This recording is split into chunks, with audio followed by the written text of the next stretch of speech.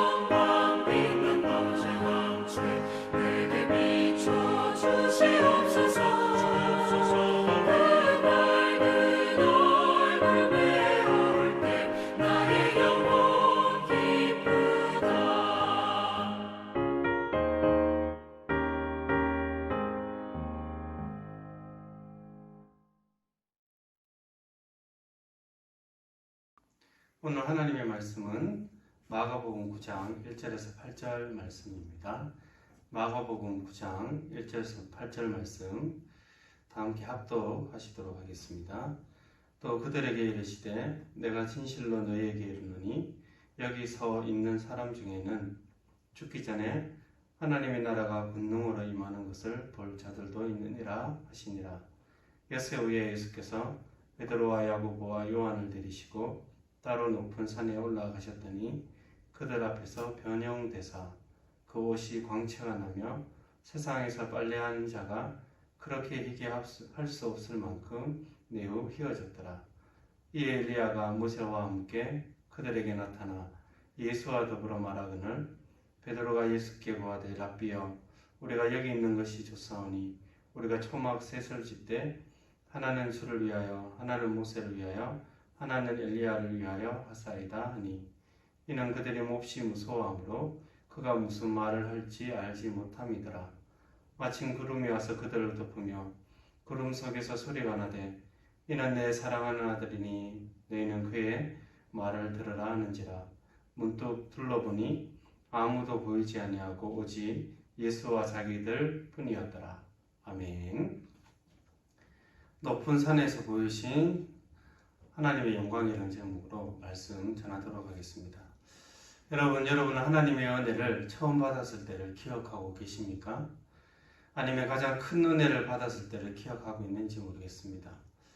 기억하고 싶어 기억하는 것이 아니라 그럴 때는 하나님의 큰 은혜가 우리의 삶 가운데 부딪혔을 때 그 기쁨과 회복과 감사의 시간은 잊을 수 없기 때문에 그래서 그 은혜가 생각나고 나누며 그것을 통하여 다시 큰 은혜를 사모하게 되는 것입니다. 변화산에서의 사건 역시 베드로, 요한, 야고보에게는 충격적인 광경이었습니다. 특히 베드로는 수십 년이 지난 뒤에도 생생하게 기억하고 있었습니다. 베드로후서 1장 16절에서 18절 말씀 제가 읽어보겠습니다. 우리 주 예수 그리스도의 능력과 강림하심을 너희에게 알게 한 것이 교묘히 만든 이야기를 따른 것이 아니요 우리는 그의 크신 위엄을 친히 본 자라. 지극히 큰 영광 중에서 이러한 소리가 그에게 나기를 이는 내 사랑하는 아들이요 내 기뻐하는 자라 하실 때에 그가 하나님 아버지께 존귀와 영광을 받으셨느니라. 이 소리는 우리가 그와 함께 거룩한 산에 있을 때에 하늘로부터 난 것을 들은 것이라. 베드로는 그것을 보았고 들었습니다. 그 크신 위엄을 하나님의 은혜와 임재를 그는 보고 듣고 맛본 것입니다. 여러분, 우리에게도 예수 그리스도를 통하여 하나님의 이 크신 은혜와 권능이 우리에게 있기를 원하며 하나님께서 부족한 자들에게 이 큰 은혜를 주시기를 항상 기도하는 저와 여러분 되기를 주의 이름으로 축원합니다. 이야기의 배경은 우리 8장 31절에 보면 인자가 많은 고난을 받고 장로들과 대제사장들과 서기관들에게 버림받고 죽임당하고 사흘 만에 살아날 것을 비로소 가르치고 난 뒤에 2절에 보시면 엿새 후에 며칠 후에 일어난 사건입니다. 베드로가 십자가를 말리는 상황과 제자들에게 십자가를 지고 예수님의 말 부끄러워하지 말 것을 선언하시고 난 뒤에 그럼에도 불구하고 인자가 아버지의 영광으로 거룩한 천사들과 함께 올 것을 부끄러워하지 않도록 또한 경고하신 후에 변화산으로 올라가신 것입니다. 예수 그리스도께서는 분명히 수치스러운 정말 그 십자가를 지실 것이지만 영광스러운 아들인 것입니다. 정말 감사하게도 마지막 종말에 오실 하나님의 그 아들, 그 영광을 조금이라도 볼 수 있도록 그들에게 말씀하셨고 실제로 보이셨습니다. 1절 같이 한번 읽어보겠습니다. 또 그들에게 이르시되 내가 진실로 너희에게 이르노니 여기 서 있는 사람 중에는 죽기 전에 하나님의 나라가 권능으로 임하는 것을 볼 자들도 있느니라 하시니라. 문맥상 볼 때에 십자가를 지는 것과 같은 시련과 고난, 험난하고 죄 많은 세대에서 주의 말을 부끄러워하지 않는 그런 거룩한 삶은 예수 그리스도의 권능과 그 은혜 안에 있을 때 가능할 것입니다. 변화산으로 올라가며 하나님의 능력을 알며 하나님 나라가 권능으로 임하는 것을 볼 때 우리는 우리에게 당한 고난을 이상히 여기지 않으며 능히 감당할 수 있게 될 것입니다. 2절의 이 높은 산의 이미지는 모세가 만났고 또 엘리야가 그랬듯이 시내산 또는 호렙산을 떠올립니다. 불과 구름 가운데 만난 하나님의 영광과 임재를 생각나게 하는 장소인 것입니다. 여러분, 우리 역시 예수 그리스도를 통하여서 하나님을 믿고 또 그 하나님 나라의 일꾼이지 않습니까? 하나님 나라의 그 큰 권능이 예수 그리스도를 통하여 이미 이 땅 가운데 임하였다는 것을 우리는 믿고 있는 사람들입니다. 죄의 권능인 율법과 율법의 가장 큰 저주인 사망이 죽었으며 주님 오실 때 완전히 그것들이 종결되게 될 것입니다. 사망의 법에서 생명의 법으로 옮겨 우리는 이미 자유케 된 것입니다. 우리가 그것을 믿는 자들인 것이죠. 그래서 이 하나님 나라의 권능을 가시적으로 보이시기 위해서 귀신이 쫓겨나고 종종 죄의 결과로 보이는 모든 병이 나오며 죽은 자를 살게 하신 것입니다.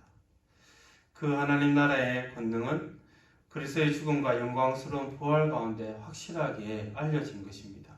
그 광경을 제자들은 미리 보게 된 것입니다. 경건하게 살고자 하는 자에게 고난이 있는 이 땅, 험난하고 죄 많은 이 세상, 그럼에도 불구하고 우리가 이 하나님의 영광을 믿고 안다면 이 땅을 승리자의 소망을 가지고 살아가야 하는 것입니다. 예수님도 십자가를 지실 때 그냥 골고다로 올라가신 것이 아닙니다. 하나님의 이는 내 사랑하는 아들이니 라는 이 하나님이 함께 하시는 이 말씀 가운데 십자가를 지신 것입니다. 인간적인 능력으로 고난을 견디며 이기는 것이 아니라 우리 역시 하나님의 사랑과 함께 하시는 이 권능으로 주를 따라가는 저와 여러분 되기를 주의 이름으로 축원합니다.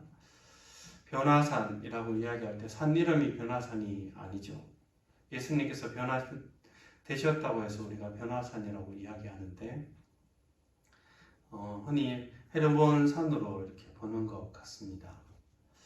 십자가에 대한 이야기를 하신 후 이렇게 높은 산으로 가셨고 그 모습이 변형되셨습니다. 아까 말씀드린 대로 모세와 엘리야가 올라갔던 그 산을 너무나 많이 연상시키죠. 그런데 하나님의 영광 앞에 동일하게 그 사람들이 서 있었던 것들과 같지만 그럼에도 불구하고 하나님의 아들인 예수 그리스도는 그 아들의 영광으로 변형되신 것입니다. 그 옷이 광채가 나며 세상에서 빨래하는 자가 그렇게 희게할 수 없을 만큼 매우 휘어졌다 얘기했습니다. 이건 아마 이 당시에 가장 휘어졌다는 것을 묘사하는 최고의 방식일 거예요. 세상에서 빨래하는 자가 그렇게 희게할 수 없을 만큼 매우 휘어졌다. 지금 21세기는 어떻게 표현해야 될지 모르겠습니다. 정말 옥시크림인가?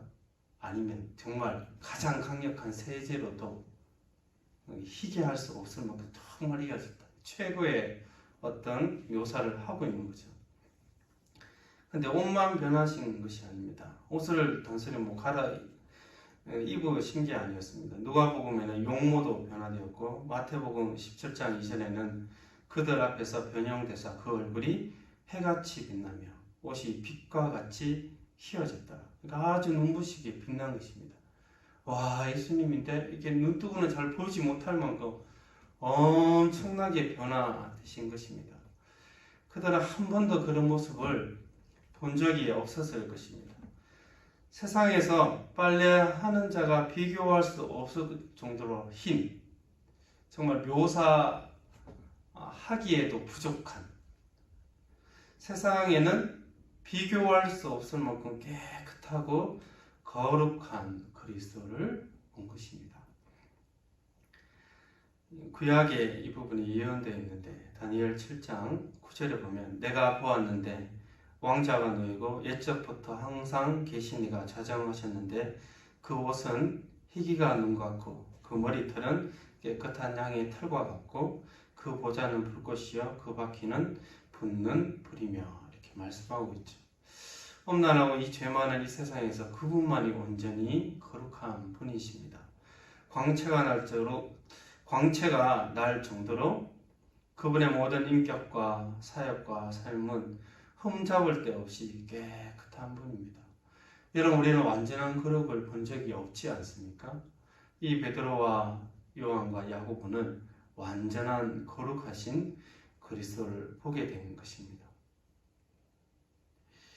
그 아들 예수 그리스도만이 홀로 거룩한 분이시며 그런 능력을 갖고 계시는 분입니다. 그러므로 이 부족하고 흠 많고 죄 많은 우리들을 당연히 깨끗하게 하실 수 있는 능력이 있는 분이시죠. 해같이 빛나며 입고 있던 옷조차도 광채가 나는 그분의 이 거룩한 은혜의 빛이 사실 예수 그리스도를 믿게 될 때 우리에게 있던 허물과 그 모든 어두움을 몰아내시는 것입니다. 할렐루야. 그분의 이스라엘 병과 마병이라 불리는 능력의 선지자 엘리야와 메시아의 약속을 전하 모세와 더불어 말씀하셨습니다. 오늘 마가복음에서는 무엇을 말씀하셨는지 나오지는 않습니다. 더불어 이렇게 말씀하셨죠. 야, 이게 얼마나 신기한 장면입니까? 모세와 엘리야와 예수님과 더불어 말씀을 나누고 계시는 거죠. 누가복음 9장 31절에는 무엇을 이야기했는지 핵심적인 한 가지를 이야기하고 있습니다. 영광 중에 나타나서 장차 예수께서 예루살렘에서 별세하실 것을 말씀했다는 거죠. 그래서 모세와 엘리야가 예수 그리스도의 죽으심에 대해서 정말 선지자의 대표적이며 율법의 정말 큰 전달자인 이 모세가 그 얘기를 하고 있다는 거죠. 예수님과 예루살렘에서 십자가 가운데 죽으실 것을 더불어 말씀하셨습니다. 두 사람의 증인, 예수께서 하나님의 예언된 메시아이며 그리고 하나님의 권능이 함께 하시는 아들이라는 것을 제자들에게 확정시켜 준 것입니다. 참 희한하고 놀랍지 않습니까? 그분이 엘리야인지 모세인지 몰랐을 텐데 본 적이 없으니까 이 더불어 말하는 것을 보고 그들이 알았을까요?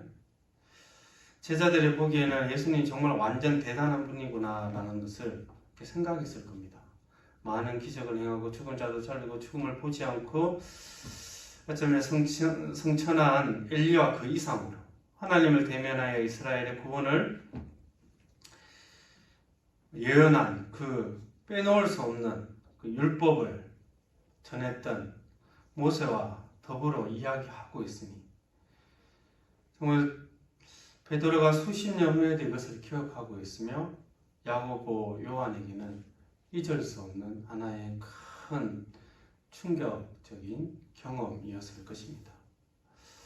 처음에는 와, 예수님의 해같이 빛나네 생각하다 갑자기 다음에 모세가 나타났죠. 그 다음에 엘리야가 막 나타나면서 이 연애가 충격이 계속 막 커지는 겁니다. 여러분, 우리가 믿는 예수님은 사람이시지만 세상과 너무나 구별된 능력의 아들이시며 모든 구약의 선지자들이 예언한 모든 말씀을 성취하시는 메시아이십니다. 그분 안에서 우리는 능력을 얻고 그분 안에서 우리는 구원을 얻은 것입니다. 여러분, 예수 그리스도께서 우리에게 주신 이 큰 영광의 구원을 우리가 가볍게 여기지 않고 늘 감사하며 그 구원의 감격이 그리스도 안에서 늘 풍성한 저와 여러분들에게 주의 이름으로 축원합니다. 그 예수 그리스도를 만난 베드로의 한마디 표현은 무엇이었습니까? 조사원입니다. 좋다 이렇게 얘기하죠. 여기 있는 것이 조사원이. 그리고 그냥 초막새 찍고 이렇게 머무르고 싶은 거죠. 약간 부정적으로 해석하게 됩니다. 왜냐하면 이 큰 영광을 받는데 예수님을 뭐라고 이야기하고 있습니까? 주님 이렇게 얘기해야 되는데 라피어 이렇게 얘기하는 거죠. 이 너무 안 어울리지 않습니까? 이 큰 영광을 받았는데 주여 이렇게 나올 텐데 우리 성도들은 아마 하나님의 큰 영광을 봤을 때 아유 주여 이렇게 얘기할 텐데 베드로는 라피어 이렇게 얘기하는 거죠. 그리고 하나는 주를 위하여, 하나는 모세를 위하여, 하나는 엘리야를 위하여 이렇게 얘기하니까 약간 주님과 이 모세와 이 엘리야를 동격으로 보는 것 같지 않습니까? 그리고 그 말을 마치자마자 구름이 또 와서 덮어버리니 이 부분을 대해서 대부분 약간 부정적으로 이렇게 해석을 하고 있습니다. 이 큰 영광을 봤는데 베드로에게 물론 너무나 충격적이어서 무슨 말을 할지 알지 못하는 상태에서 이 말을 했다고 또 기록하고 있긴 하지만 그런데 이 부정적인 어떤 해석들 이면에 여러분 이 베드로와 야고보와 요한은 예수 그리스도의 모습을 통하여 하나님의 권능을 생생하게 본 것입니다. 그래서 몹시 무서운 상태에서 이런 얘기를 하게 됐죠. 다른 마태복음 17장에는 제자들이 듣고 엎드려 심히 두려워했습니다. 엎드려서 이렇게 얘기한 거죠. 벌벌 이 두려움 가운데. 제자들은 이거 한 가지는 알고 있었던 것 같습니다. 우리가 주님과 함께 살아간다라고 이야기할 때 좀 가볍게 우리 유행가 가사 중에 이런 게 있죠. 저 푸른 초원 위에 그림 같은 집을 짓고 주님과 함께 살겠다는 어떤 이런 낭만적인 이런 가벼운 고백은 아닌 것입니다. 약간의 부족하며 좀 그 고백 자체가 라피어라고 이야기하고 머무르는 초막에 머무르고 싶은 이 태도가 약간 잘못된 것이긴 하지만 그는 분명히 알고 있는 것이 정말이지 예수 그리스도가 큰 영광의 하나님의 아들이라는 것들을 그들은 느끼고 있었습니다. 정말 본인들에게는 합당하지 않는 이 큰 은혜를 경험하게 된 것입니다. 여러분, 어쩌면 우리는 구원의 은혜 이 자체가 사실 영광의 주님을 만나는 것입니다. 심히 두렵지만 좋은 것이죠. 여러분, 우리는 이 베드로와 같은 정말 나에게는 합당치 않은 그 은혜들을 경험한 적이 언제인가를 우리가 한번 돌아보았으면 좋겠습니다. 예수 그리스도의 사랑을 알고 영광을 깨닫고 알았던 그 말씀과 기도의 시간이 언제였던가를 우리 한번 돌아보았으면 좋겠습니다. 너무 큰 은혜이기에 하나님의 임재라고 표현할 만큼 정말 나의 더럽고 추한 모습이 씻겨지는 그 거룩한 은혜와 회복과 충만하며 또다시 내가 이 땅을 주를 위하여 살아가고자 하는 비전과 소명이 생겼던 정말 하나님과 계속 머물고 싶은 열망이 가득 찼던 그런 진정한 은혜의 시간들이 언제 있었는지 우리 한번 돌아보았으면 좋겠습니다. 그리고 이 높은 산에서 주신 이 은혜가 저와 여러분에게 있기를 다시 한번 주의 이름으로 축원합니다.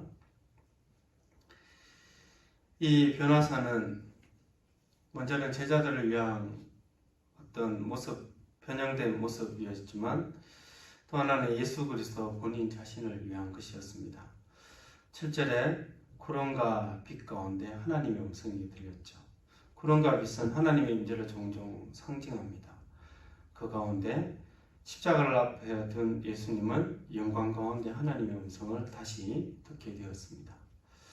뭐라고 말씀하셨나요? 이는 내 사랑하는 아들이니 이렇게 말씀하셨습니다. 그 사랑의 음성을 들은 것이죠.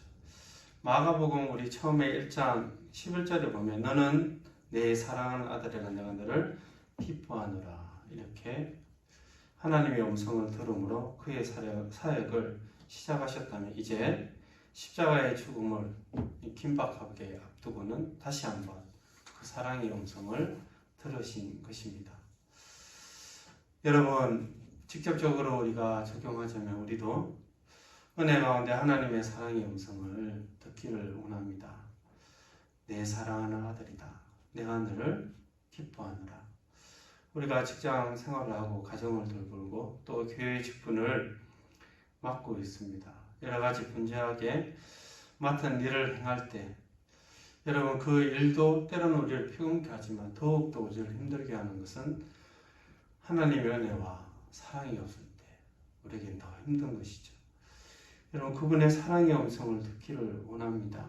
그리스도를 통하여 너는 내 사랑하는 아들이다. 나의 자녀들이다. 그런 음성을 들음으로 우리 안에서 평안과 기쁨 가운데 우리의 삶을 그리스도를 위하여 살아가는 저와 여러분 되었으면 좋겠습니다. 제자들에게 이는 내 사랑하는 아들이니 너희는 저의 말을 들어라 이렇게 말씀하셨습니다.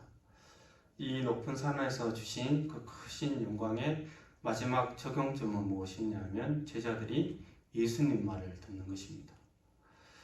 이는 내 사랑하는 아들이니 너는 그의 말을 들어야 하는 것이죠. 하나님의 은혜의 중심은 사랑하는 아들이신 예수 그리스도이며 그분의 말을 듣는 것입니다. 사랑의 그리스도를 알며 그분의 말을 정말 하나하나 빠뜨리지 않고 잘 듣고 그것을 순종하는 것입니다. 하나님 나라의 모든 권능은 예수 그리스도와 그분의 가르침 가운데 이 땅 가운데 드러났기 때문입니다. 그 가르침의 절정인 그리스도의 죽으심과 부활을 더더욱 그의 말씀을 믿는다면 그것들을 따라가야 하는 것입니다. 제자들은 그것을 목격했습니다. 그 은혜와 영광을 계속해서 알아가기를 원한다면 그분의 말씀을 계속해서 우리는 들어야 하며 읽어야 하며 때로는 분명하게 순종하기를 힘써야 하는 것입니다. 여러분, 그 아들의 말씀을 들을 때 우리의 영혼은 소생되며 그 아들의 말씀을 들을 때 하나님의 나라가 이 땅 가운데 도래하고 있음을 알게 될 것입니다. 말씀을 분명하게 듣고 주를 더욱 알아가며 순종하기를 원합니다. 한 가지만 더 말씀드리고 설교를 마치고자 합니다. 이 높은 산에서 주신 은혜는 어떻게 시작된 것일까요? 누가복음 9장 28절에서 29절 보면 제가 읽어보겠습니다. 이 말씀을 하신 후 8일쯤 되어 예수께서 베드로와 요한과 야고보를 데리고 기도하러 산에 올라가서 기도하실 때에 용모가 변화되고 그 옷이 휘어져 광채가 나더라. 즉 예수님께서 용모가 변화되고 그 옷이 휘어져 광채가 난 것은 하나님의 음성을 듣고 영광스럽게 변화된 것은 이 높은 산에서 기도할 때 주어진 것입니다. 예수님은 제자들이 하나님의 영광을 보도록 기도하셨을 것입니다. 이상하게 들리실 수 있지만 여러분, 은혜라는 것이 저절로 넝쿨째 흘러 들어오지는 않습니다. 은혜는 값없이 주시는 것이지만 우리는 말씀을 듣고 믿고 순종하며 또한 기도해야 합니다.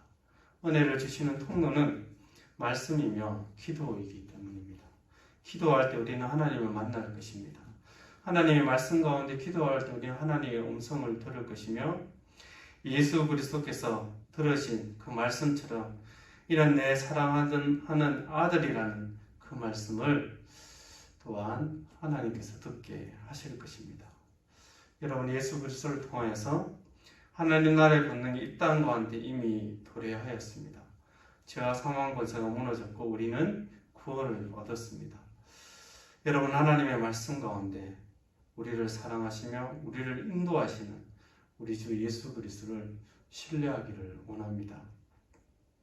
그분의 크신 은혜와 사랑을 말씀 가운데 또한 기도하며 늘 알아가는 저와 여러분 되기를 주의 이름으로 축원합니다. 기도하겠습니다. 하나님 감사드립니다.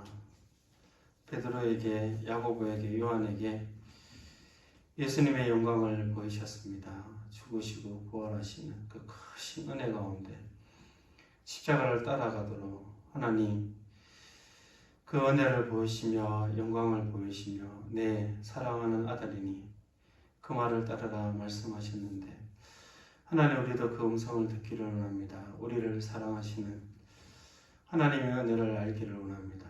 또한 십자가의 길을 걸어가는 것이 우리의 곤욕이거나 하나님 우리의 힘든 어떠한 또 하나의 힘든 일들이 아니라 그 길이 얼마나 영광된 길임을 말씀 가운데 우리에게 알려주시기를 원합니다. 주의 크신 은혜로 우리를 붙잡아 주셔서 그 감사와 기쁨이 넘치는 그 예수 그리스도의 십자가의 은혜를 다시 한번 기억하며 그 길을 우리도 담대하게 걸어갈 수 있도록 하나님께서 인도하여 주시옵소서. 또한 우리가 연약한 자들이오니 하나님 도우시기를 원합니다. 넘어질 때 일어서게 하시고 다시 한번 주의 소명을 붙잡아 하루하루 거룩하게 하나님의 뜻 가운데 살아갈 수 있도록 하나님께서 은혜 부어 주옵소서. 하나님, 추석입니다. 주께서 함께하여 주십시오. 혹시나 제 자리에 거하지 않도록 하나님 도와주시고 가족들을 만날 때 사랑으로 대하게 하시고 기도하며 또한 복음을 전할 기회를 하나님께서 허락하여 주시옵소서. 감사드리며 예수님의 이름으로 기도드립니다. 아멘. 광고 드리겠습니다. 두 가지만 드리겠습니다. 추석 연휴 기간 9월 30일 수요일부터 10월 2일 금요일까지 새벽 예배는 쉬도록 하겠습니다. 그리고 오늘 수요예배 9월 30일 오전 11시 예배는 현장 예배 없이 온라인 영상 예배만 드리게 되었습니다. 그리고 추석 날 혹시 고향을 가는 길, 오는 길 안전하게 또 주의 은혜 가운데 평강 가운데 보내시길 바랍니다. 축도하고 예배를 마치도록 하겠습니다. 지금은 우리 주 예수 그리스도의 은혜와 하나님의 크신 사랑과 성령의 교통하심이 하나님의 은혜와 영광을 더욱더 알기를 원하며 말씀을 듣고 기도하기를 원하는 모든 성도들의 심령 가운데 지금부터 영원토록 함께 하실지어다. 아멘.